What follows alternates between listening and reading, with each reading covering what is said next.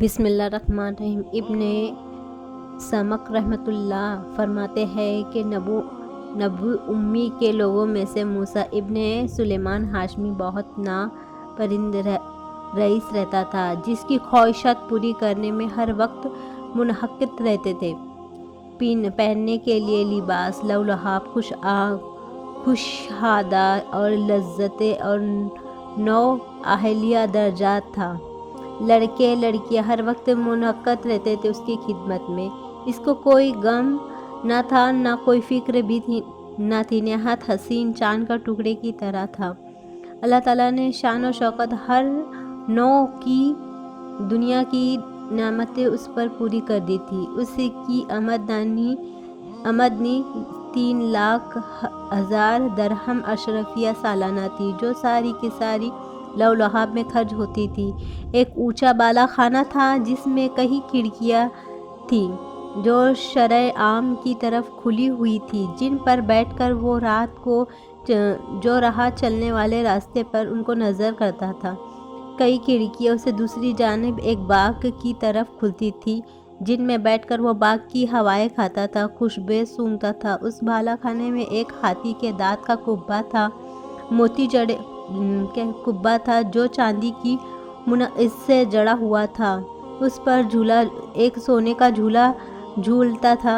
اس کے اندر ایک تخت تھا جس پر وہ موتی کے چاندی کی حاشیے پر سرپرست موتی جڑے ہوئے اور عمدہ تھا۔ اس کعبے کے جب یار و احباب جمع ہوتے، خدام ادب سے پیچھے کھڑے ہوتے رہتے اور سامنے ناچ گانے والی کعبے سے باہر اجتماع رہتے۔ جب گانا کو دل چاہا تو وہ ستار کی طرف ایک نظر اٹھاتا تو سب حاضر ہو جاتے۔ جب بند کرنے کا دل چاہا ستار کی طرف اشارہ کر دیتا، وہ بند ہو جاتا۔ رات کو ہمیشہ جب تک کہ نیند نہیں آتی یہ مشغلہ رہتا۔ جب شراب کے نشے میں اس کی عقل جاتی رہتی، مجلس اٹھ کر چلے جاتی، جو سی چاہی لڑکی کے ساتھ وہ پکڑ لیتا اور رات بھر خلوت کرتا۔ صبح شطرنج، چورس وغیرہ میں مشغول رہتا تھا۔ اس کے سامنے رنج و غم کی کوئی بات، کسی کی بیماری کا تقاضا بالکل نہ آتا تھا۔ اس مجلس میں ہر وقت ہنسی اور خوشی کی باتیں، ہنسنے والوں کے قصے، ہر قسم کے تقاضے، ہر دن نئی نئی خوشبوئیں، اور اس زمانے کہتے ہیں وہ روزانہ اس مجلس میں آتا، عمدہ خوشبوئیں لگاتا اور گلدستے اس سے حاضر کیے جاتے۔ اس کی حالت میں اس طرح 27 برس گزر گئے۔ ایک رات وہ حسب معمول اپنے کعبے میں تھا۔ دفعہ اس کے کان میں ایک ایسی سریلی آواز پڑی جس کو اس کے کان گانے والوں کی آواز سے بالکل جدا تھی، لیکن وہ بڑی دلچسپی سے اس آواز نے کان میں پڑتی اور اس نے بے چین کر دیا تھا۔ اپنے گانے والوں کو بند کر دیا اور کعبے کی کھڑکی کے باہر نکل کر اس نے آواز کو سننے لگا۔ وہ آواز کبھی کان میں پڑتی، کبھی بند ہو جاتی۔ اس کے خدام کو حکم دیا کہ یہ آواز جس شخص کی آ رہی ہے اس کو پکڑ کے لے آؤ۔ وہ شراب کا دور چل رہا تھا۔ خدام جلدی سے اس کی آواز کی طرف دوڑے اور اس آواز کو تلاش کرتے تھے۔ ایک مسجد کے پاس پہنچے جہاں ایک نوجوان نہایت ضعیف، بدن زرد رنگ اور گردن سوکھی ہوئی تھی، ہونٹ پر خشکی آئی ہوئی تھی، بال گند اور پیٹ کمر سے لگا ہوا تھا،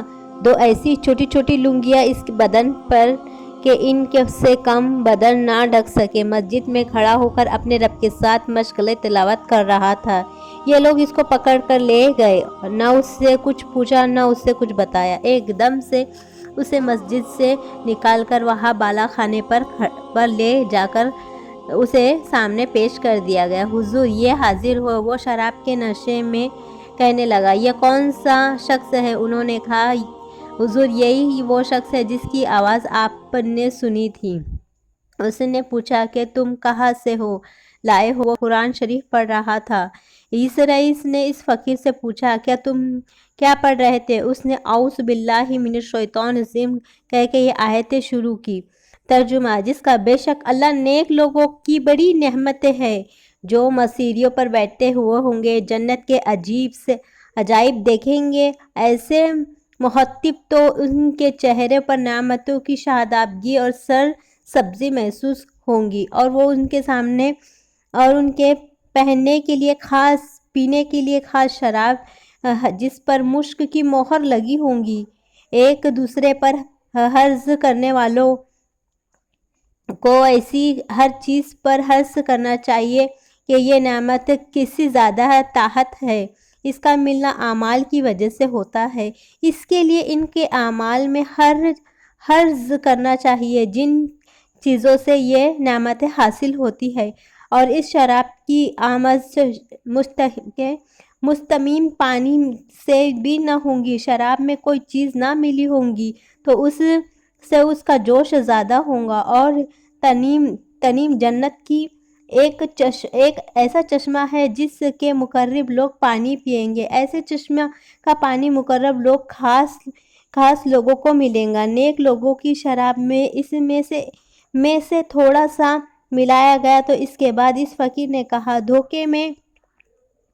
دھوکے میں پڑے ہونے سے تیرے اس محل کو، تیرے اس بالا خانے کو، تیرے ان فرشتوں کو کیا مناسب؟ وہ بڑی اونچی مسیریوں پر ہے، وہ اونچی مسیریوں پر فرش پر بچھے ہوں گے۔ ایسے فرش ہوں گے جہاں بلند العقود سے اس کے 70 ریشم سے ہوں گے۔ سورہ رحمان میں وہ لوگ سبز، مختصر، عجیب و غریب خوبصورت کپڑوں پر تکیے لگائے بیٹھے ہوں گے۔